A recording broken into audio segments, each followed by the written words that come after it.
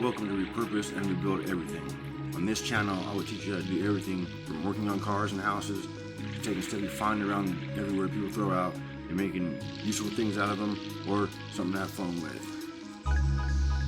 Have you ever wondered how to build your own forge so you can make weapons or tools like these?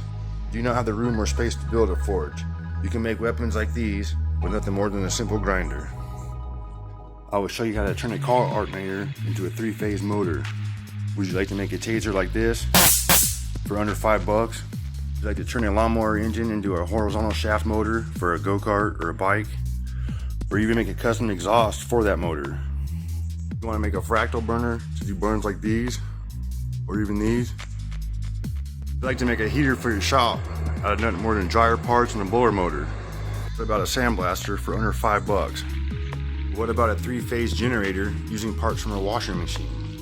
On this channel, we're going to do all those things and more. If there's anything you didn't see here you'd like to have built, let me know, I'll build it. If there's something you see here you'd like to see built before the other, let me know and I'll put it out first. My first video I'm about to put out is how to make a arc welder out of a microwave oven. That'll be coming up here shortly.